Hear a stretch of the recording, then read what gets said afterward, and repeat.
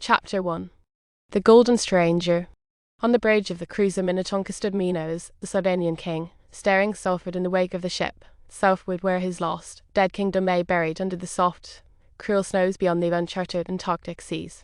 Ahead of the ship, full of promise, full of hope, was America. For the Minnetonka had rounded the Horn that morning, and was on her long straight course for the port of home. Below him, in her cabin, was the girl bride of Minos, the Lady Memine, so strangely won and saved from the crowning horror of his kingdom's fall. It was mid for noon of a cloudless day. Gay voices echoed along the decks of the cruiser. Gladness was in the very air the voyagers breathed, the gladness of the homeward bound. But the mien of the king was sombre. There was a shadow on his brow and deeper shadows in his dark eyes gazing so steadily into the south. Bright as were his prospects, memory still whispered sadly to him of the only spot on earth which had been home to him. He could not forget. Far away on the dancing, sparkling waters something caught the eye of the king, a something which flashed and disappeared and flashed again, as the wave on which it rode dipped and arose among its fellows. Minos watched it curiously. Leaning against the rail beside the king, so close that their elbows almost touched, was Lieutenant Erwin Everson, commander of the Minnetonka, trim in his naval blue. Minos touched his shoulder and said, "Yonder, something shines on the water." Everson followed with his eyes the course indicated by the pointing finger of the king.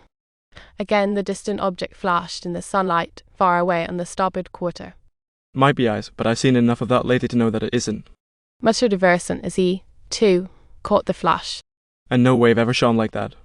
Stepping into the pilot house, the lieutenant returned with his glasses. Their lenses revealed to his eyes a glittering patch from which the rays of the sun were reflected as it rose and fell with the waves. But even the powerful binoculars were inadequate to distinguish the form and substance of the thing.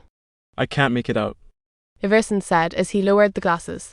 "But here comes the keenest pair of eyes on the ship." He leaned from the bridge and called down to a tall man who was crossing the deck below. "Oh, Mr. Jonas, can you spare us a moment? We need your eyesight." Polaris turned a smiling face in response to the call. He, too, was glad of the home-going, no man on the ship more so. In a moment he joined the king and the lieutenant on the bridge.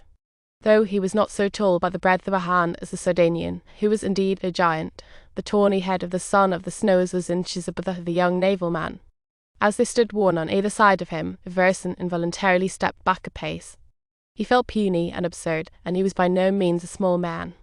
For the half of a minute, Jonas gazed through the glasses, altering their focus slightly. He lowered them suddenly and swung on his heel to face Everson. "Quit the ship." He stopped and his face flushed. "I beg pardon." He continued. "It is not mine to give orders, but yonder a man floats. He lies face downward across a piece of wreckage." Lieutenant Everson hurried into the pilot house, and down to old Matt Ketchney among his boilers was flashed the signal which swung the great cruiser off her course in a long arc to the southward. "A man, you say?" The commander queried as he rejoined Polaris and the king. "But what is it that glitters so?" Polaris, with the glasses at his eyes again, did not at once reply. When he did, the answer was surprising. "It is the man that glitters. If he be not of metal himself, then is he clothed in it from head to toe, and it glimmers." He turned to Minos and lapsed into the Greek of Sardines. "It glimmers, Minos, as did that suit of armour which thou didst leave behind thee in the cave on the Mount of Latmus," he said. The king stirred to quick interest.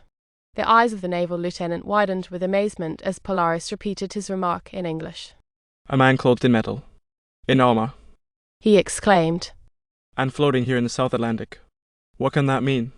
Poor chap, whoever he is, he will never tell us. He must have been dead for days. But it's well worth the investigation." Impatiently the three men stood at the rail of the bridge as the ship swung on. At an 80-knot clip, the Minnetonka cut swiftly through the waves, nearer and nearer to the flashing burden of the waves. Soon other eyes not so keen as those of Polaris could descry the strange objective of the ship. Forward along the rail, sailors clustered, shouting their surprise and staring at the unusual spectacle of the glittering man afloat. Presently, with a deep thrumming of her valves, the Minnetonka slowed down. With a word to Everson, Polaris left the bridge and hastened across the deck. As a boat was swung over the side in the davits, he sprang into it with the sailors.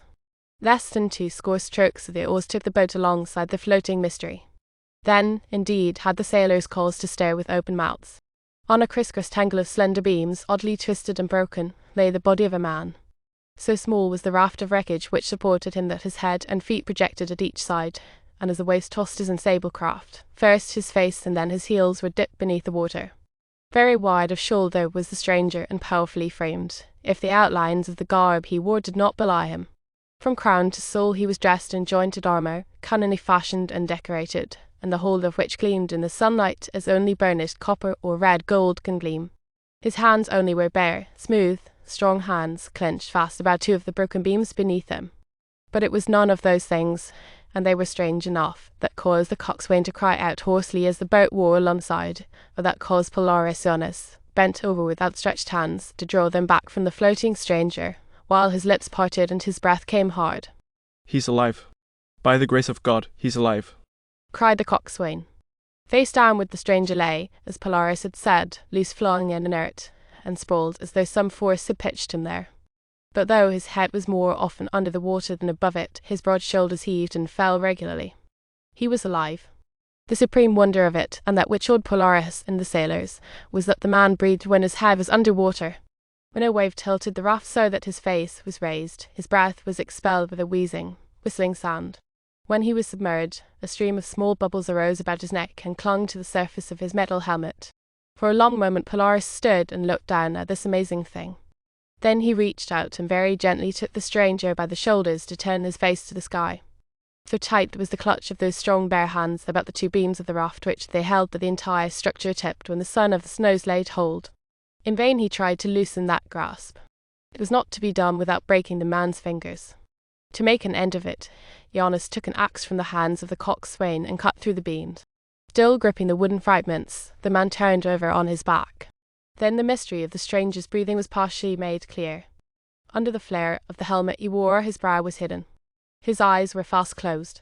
Fitting tightly over the bridge of his nose and extending down so that it covered his mouth and part of his chin, was a projecting mask-like contrivance of metal and leather.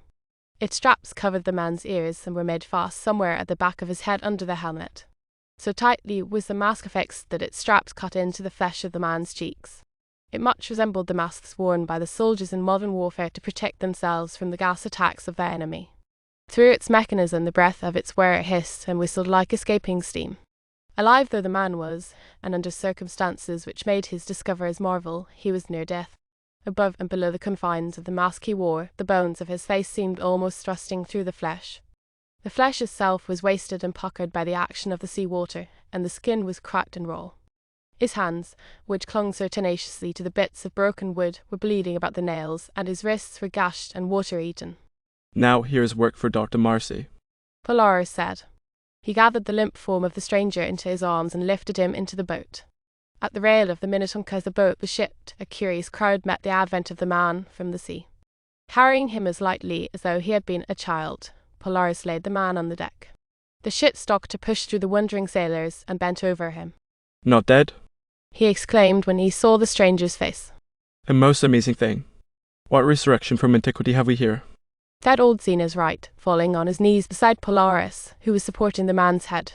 "No museum I ever saw boasted a suit of armor like this one." The scientist ran a finger over the delicate tracery on the glittering corselet of the stranger. Polaris sought and found the catch which released the chin strap and laid the open helmet on the deck. Another chorus of exclamations greeted the appearance of the stranger's head.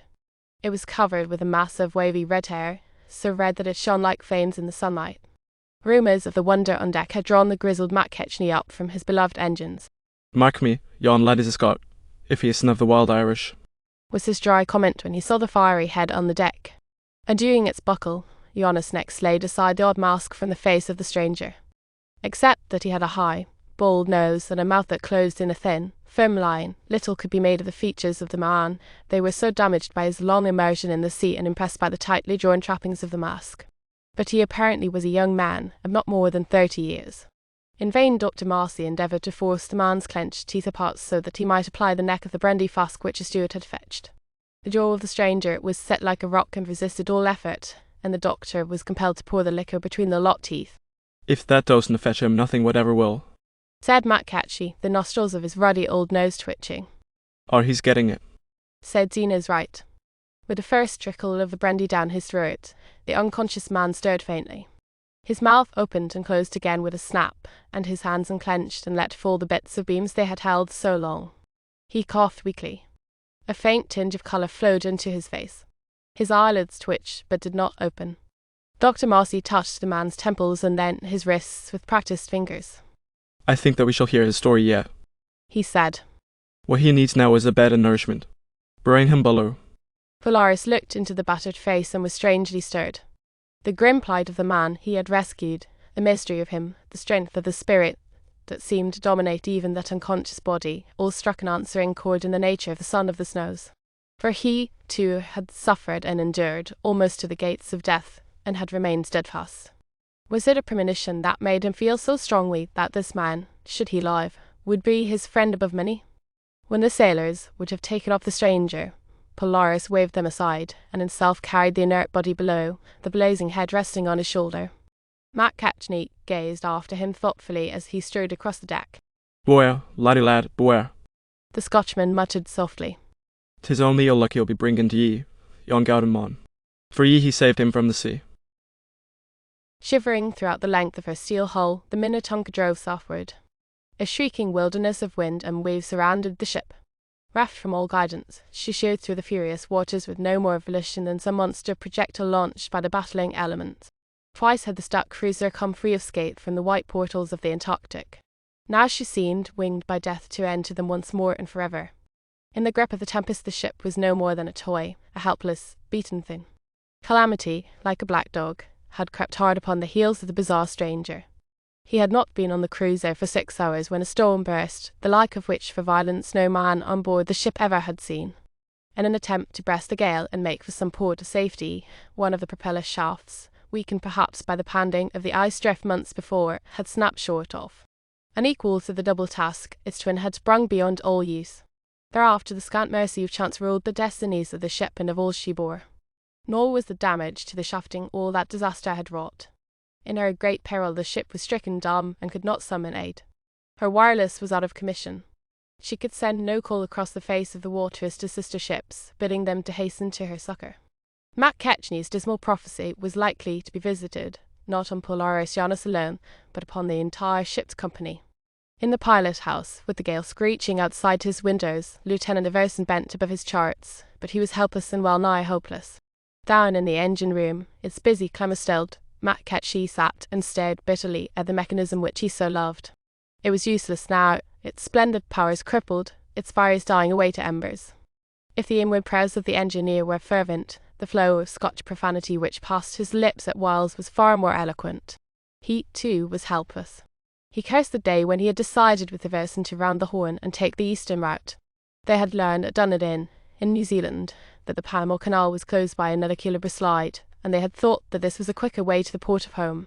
Better the delay than this. On all the ship 2 hearts only were unshaken by the catastrophe. One was that of the stranger. Freed of his armour, his body cleared, and his scarred face and arms in bandages, he lay tossing in a bunk in one of the cabins. Dr. Marcy was unremitting in his care of the patient whom the sea had given him. Hot gruel and small doses of brandy, administered alternately, had turned the ebbing tide of the man's vitality. He was gathering strength, but his consciousness still strayed beyond the powers of any tempest to disturb it. Another who thought nothing of the gale and its accompanying terrors was Zena's right. Coupled with his keen and scientific mind, there was in the old geologist the enthusiasm of a boy and an overmastering curiosity to learn new things. Many and wild had been the guesses which had followed the finding of the red-haired stranger. That he had been shipwrecked was plain enough to all. But who and what was he? Some star out of a pale booth, said one, out of a job and reduced to the necessity of wearing one of his own costumes. A lunatic, another said, and found more to agree with him. But whence the armour and the mask? Let guessers guess and tempests roar, said Zena's right to himself. He was on the trail of knowledge. So he slipped into the cabin where the stranger lay. He stood at the head of the bunk and looked down where the red hair of the derelict flared on the pillow. The impressions left by the straps of his mask had filled out, and the lineaments of the man were more distinguishable than they had been. It was an agreeable face, thought Zena's right, all of it that the bandages did not hide.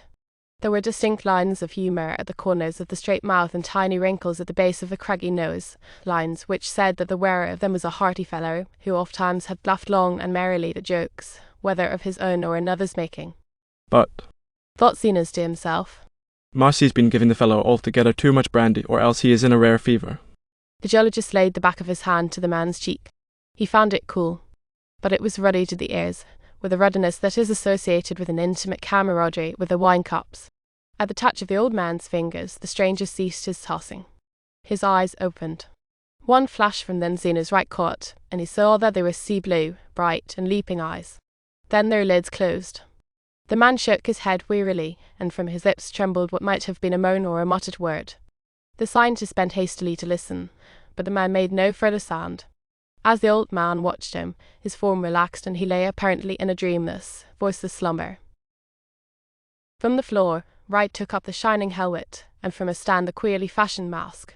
He was about to leave the cabin when his attention was arrested by the garb which the stranger had worn underneath his armour and which was flung across the back of a chair. One garment it was, even to the feet of it, like the sleeping soothe of a child. It was of a soft, fine fabric, almost of the thinness of gauze, yet firmly and closely woven and warm to the feel. But it was neither of cotton nor of wool, nor yet of silk, or any other material with which the scientist was familiar. He shook his head over it, and then, with the mask and helmet, he left the cabin. Straight to the deserted ship's laboratory the geologist went, and shut himself in. And there, some time afterward, Polaris, threading his way through the swaying corridors with Rosimer clinging to his arm, found him. So busy with his work was old Zenas that he did not see or hear the entrance of Jonas and the girl. For a time they stood in silence and watched him. They saw him spill drops from a vial on the surface of the helmet. Then he went at it with a small drill which he had fetched from the machine shop. That was a bit of hard work, for he puffed and mopped his brow. He collected with care the particles which fell under the bite of the drill. Those he tested with drops from another bottle, and then again, opening and discarding a number of chemicals. At length he got a reaction which appeared to satisfy him, for he chewed gleefully and nodded his white old head. Next Wright donned the mask and fastened its straps. Polaris and Rose heard the whistling of his breath through it. He then drew a bucket of water from a tap, set it on one of the laboratory stands, ascended a stool, and suddenly plunged his head into the pail.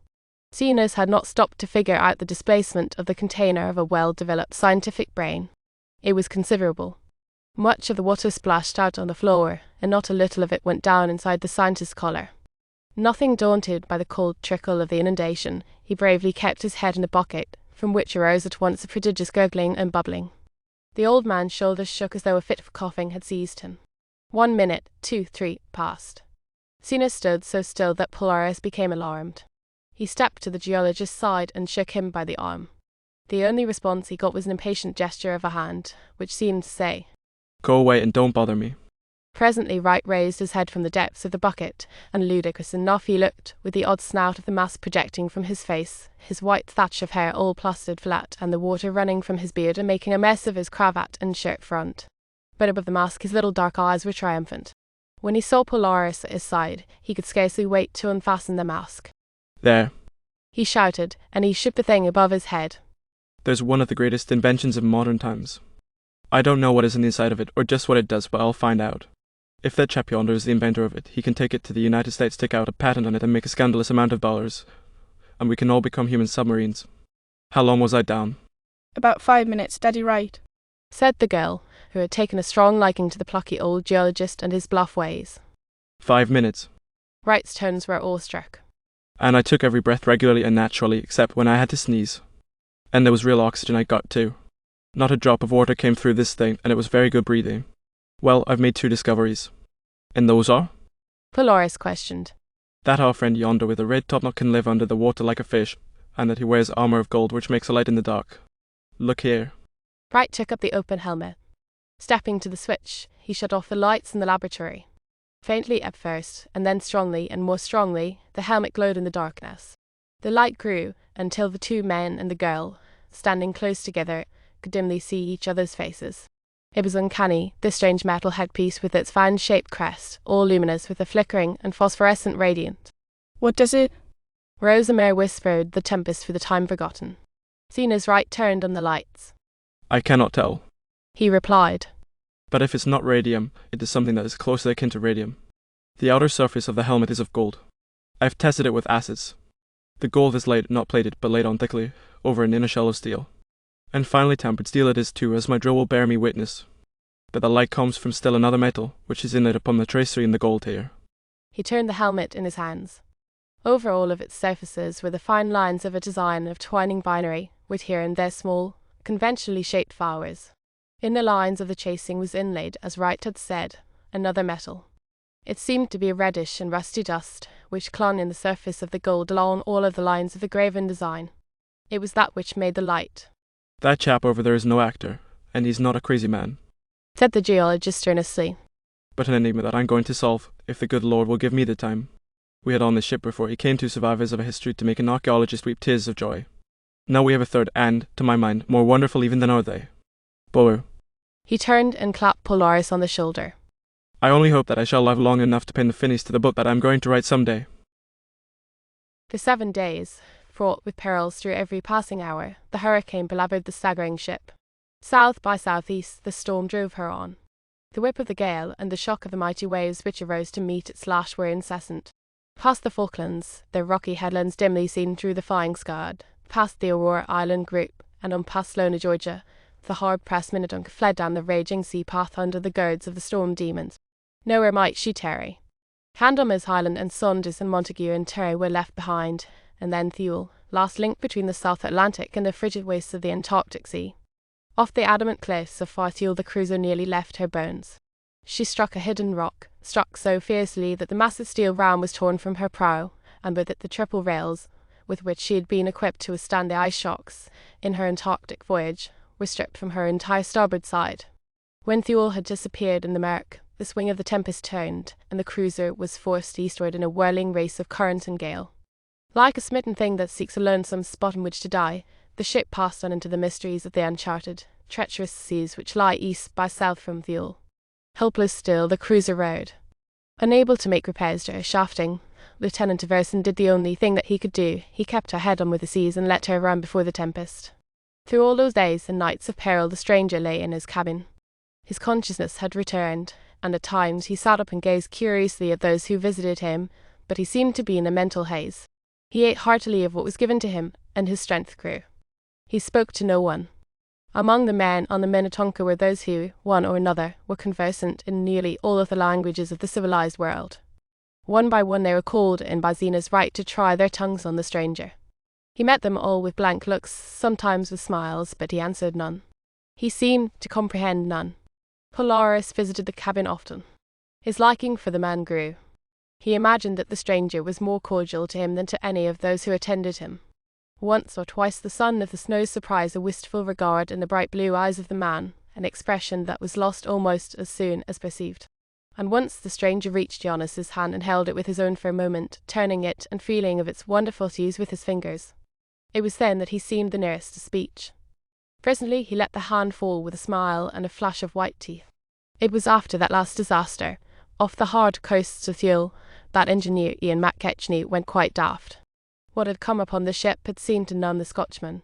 By day and by night he sat in his silent engine room beside the lifeless boilers, his cold pipe clenched between his set teeth, his lips working. Occasionally he stumped heavily up the steel stairways to the decks. His stays above were brief always, and always he returned to the engine room.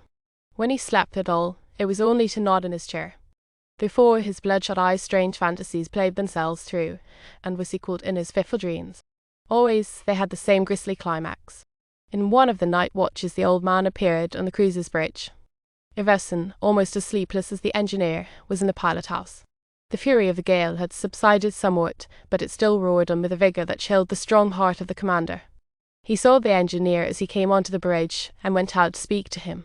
Mr. Everson, McKechnie said, raising his voice to a shout to cope with the shrieking clamour of the storm. Mr. Everson, will ye do a strange act and save the bonny ship in her? Why, what is it, Mac? What do you advise now? The lieutenant asked. 'Tis ye mun that the laddie plucked from the sea, replied McKechnie. Will ye no gie orders to cast him o'er the side again, and save the ship? Everson answered with a short laugh. This is a poor time for joking, Mac, he said. 'Tisna joking, me, Mr. Everson, McKechnie said. His tones were deadly earnest. Yon's no a proper man whatever. He's one that has sorely angered the big sea, and the deep rages mightily for him. If he dinna gie him up, we'll all be ganging our way wy him down to old Davy Jones. His voice rose shrilly. I'm fate. He cried. I'm fate, and I heed the second seat. Heed me, mon. Everson shifted his position so that he got the light from the pilot house full on Mac Ketchney's face. It was drawn and wild-eyed. You're a superstitious fool, Mac, the lieutenant said. You had better go below and turn in. You look as though you had not had a wink in a week. Superstitious. Aye, mon, maybe, and a fruit of beauty. Rejoined the Scot. And I've been having no sleep, I grant ye.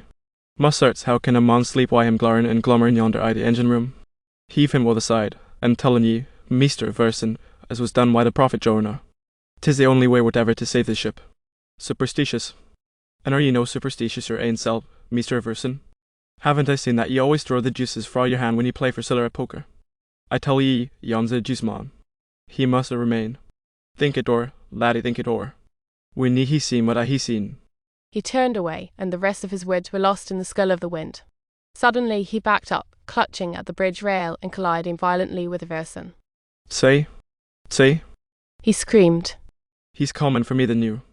I lock at him fast I the great kissed out of boiler room, but such as him are not held by bolts or bars. He's common for me.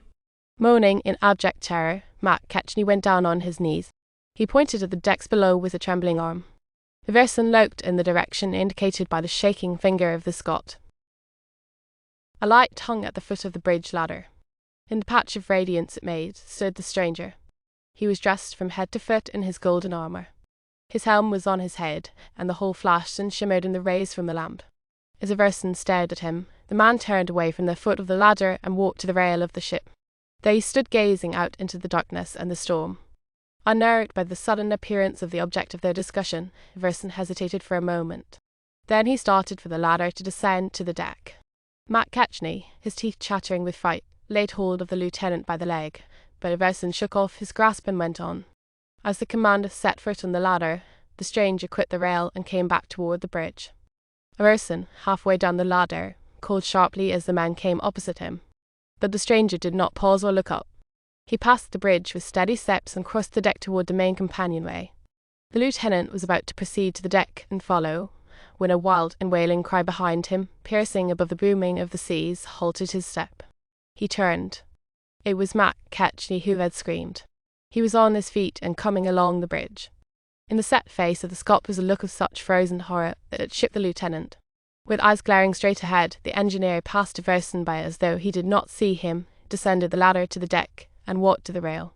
He paused where the stranger had stood only a moment before. He raised his hand as if to strike at some shape visible to him alone. Again he cried out wildly. Before Everson could move to stay him, the Scot climbed the rail and threw himself into the sea. Shouting to the men of the watch to fetch lanterns, Everson ran aft along the side. It was useless. The crazed Mac Ketchney, whirled away in a raging swirl of waters in which no man could live, was gone beyond the ken. No cry came back to his fellows from the blackness. Only the wind roared and the tortured waters thundered. In the plight of the ship it was impossible even to attempt to pick up the lost man. Far aft Everson clung to the rail, dazed, stunned at the suddenness of his old comrade's taking off. Knowing that he could do nothing to save the mad Scotchman, the lieutenant at length turned back and went below to the cabin of the stranger. He threw open the door. The cabin was dark, except where the curious armour shed its glow along the floor. For that phenomenon Everson was prepared. Cena's right had told him of the luminous metal. What did surprise the lieutenant was that the armour lay on the floor. And so recently he had seen it on the cruiser's deck, and its owner inside of it. To that he could swear. He turned on a light. The stranger lay quietly in his bunk, apparently in slumber, his broad chest rising and falling regularly. Not the flicker of an eyelid betrayed that he was conscious of the keen scrutiny which the commander bent upon him. Almost then did Everson give way to the superstitious imaginings of Mac Ketchney. Then his searching eyes saw the gleam of drops of sea water which beaded the golden corselet and helm. He drew a long breath of relief, for he knew that he had not dreamed. Pursuing his investigations no further, the lieutenant returned to his vigil on the bridge. Next day, to the gratification of Dr. Marcy and to the general surprise of the others on the ship, the stranger left his cabin. Clothing had been provided for him, but he would have none of it and appeared on the deck clad in his armour. He proved to be an exceedingly curious man, the stranger. He went everywhere about the ship, apparently in fear of nothing, although the gale still ran high. He watched all of the operations of seamanship with the closest interest, but was careful to get in the way of no one. His ruddy face and flaming hair, with the outer trappings which he wore, made the man the object of much comment on the part of the sailors of the Minnetonka, comment which was not untinged withal. All of that he heeded not at all. In the full possession of his faculties, he still was speechless. What communication anyone on the ship had with him was by means of signs, and that necessarily was limited. He took his meals with those who shared the officers' mess. Although evidently was unfamiliar to him, he was quick to observe and to imitate the table etiquette of his companions. Only Everson was not surprised at his appearance. The lieutenant kept his counsel and waited. Word of the mad act of Matt Ketchy went abroad through the ship, spread by the men of the watch. Among the sailors, superstitious after the manner of their kind, grew a hostility to the strange man, an enmity that became more and more pronounced as the hours brought to the cruiser no relief from the battering of the elements.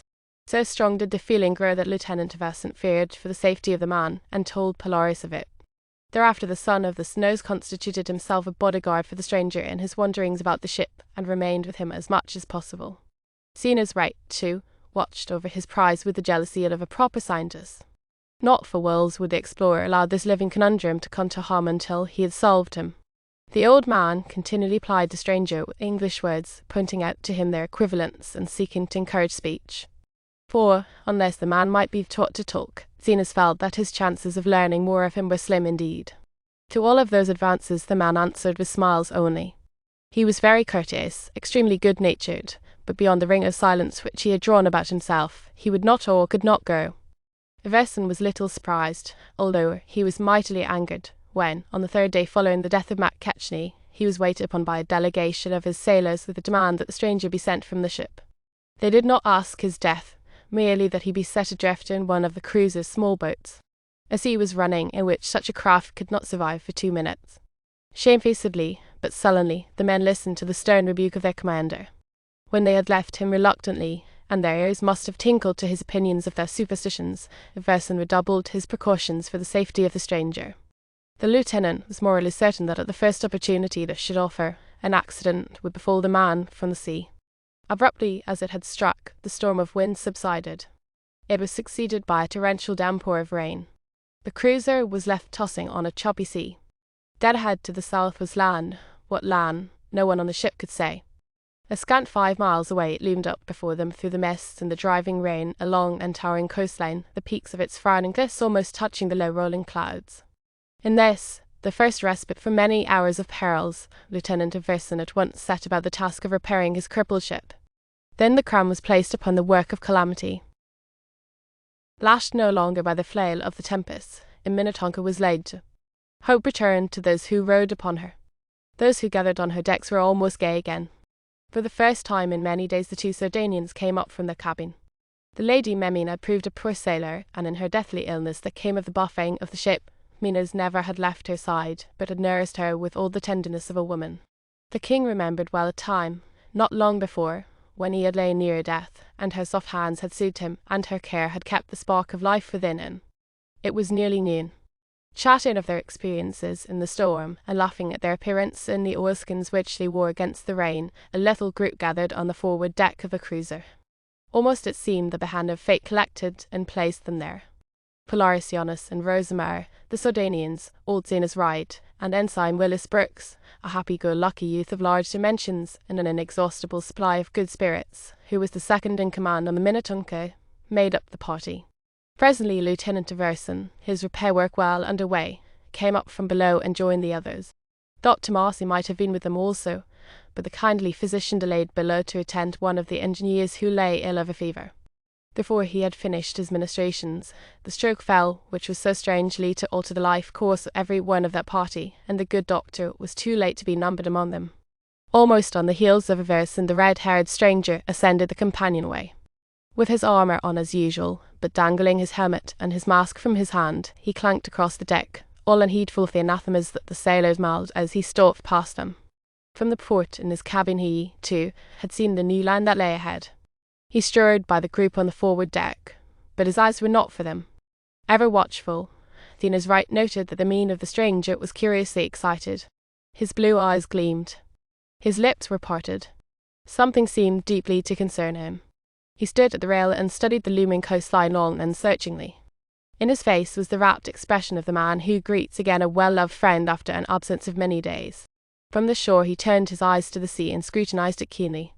Zena's right, watching, started. What was the man about? Was he signalling? And whom? The explorer took a hasty step toward the rail to investigate. Beneath his feet he felt the deck of the cruiser heave like the breast of an unquiet sleeper.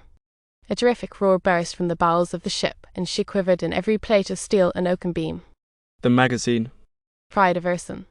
The commander dashed for the companionway, but he never reached it. Amidships the decks heaved up and opened in a yawning wound that rent the cruiser almost from rail to rail.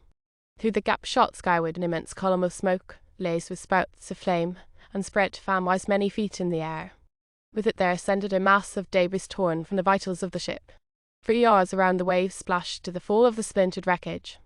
The swaying decks were littered with it, and some of the fragments were of steel and iron that clanged as they fell, and others were horrible shreds of men, and made no clangour. Paralysed in his tracks, his eyes distended, his very flesh stirring from his bones at the horror of it, Everson faced the wraith of ruin that arose in his path. A new manifestation tore speech from his lips. Look. He shouted aloud in a strained and unnatural voice. My God, look. The colour. In the heart and centre of the standing column of smoke, seen faintly at first and then in blazing brilliance, towered a mighty pillar of light. But it was not like any light that any of those who gazed upon it had ever known.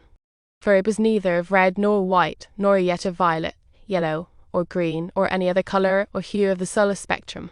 Radiant, scintillant, indescribably beautiful, it thrust up through the murk of disaster steadily and cruelly as the flaming sword of an unkind fate.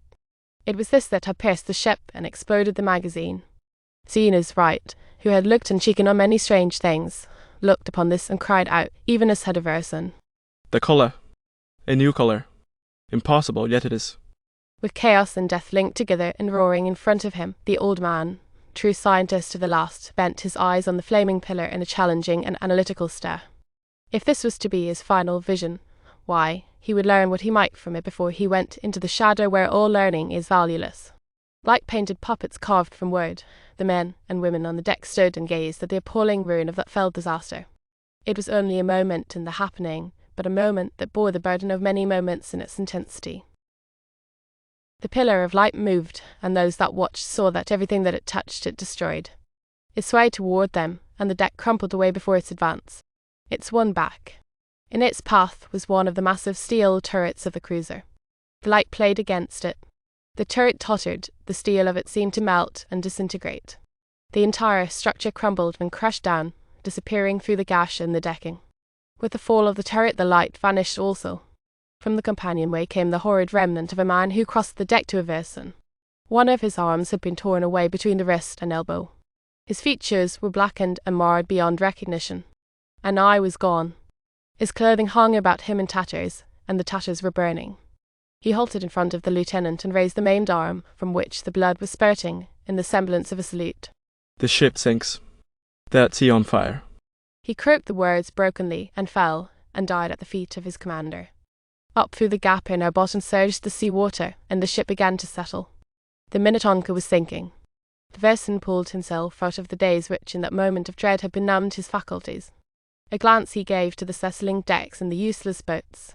He had neither men nor the time to unship them. He turned to his companions. Those who have prayers to say had best say them, for this is the end of our travelling, he said simply. Suiting his action to the words, he knelt on the deck. At the side of Polaris Jonas appeared the red-haired stranger.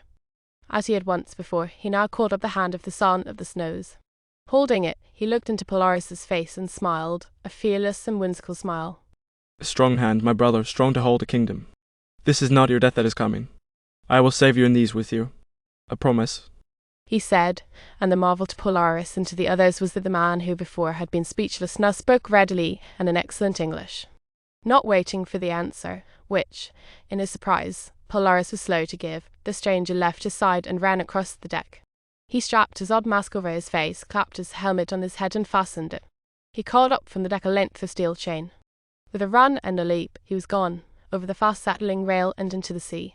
Scarcely had the golden helmet disappeared over the side when the waves crossed the decks to meet the water that was spouting from the interior of the cruiser.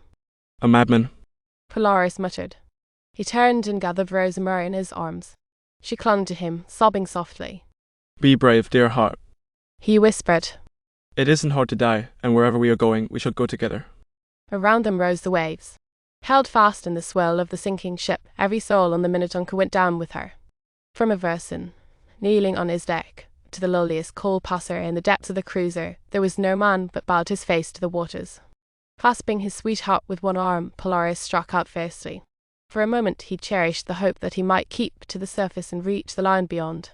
But the suction of the sinking ship was too strong for even his giant strength. He saw the others, his friends, struggling about him. The water came between his dear lady's face and his. He strove to reach her lips with his own. His lungs seemed bursting. His senses swayed. Through the green waters he saw a great golden shape like a glow approaching him. Another fantasy. Strong hands gripped him. They, too, must be dreams. The blackness became absolute.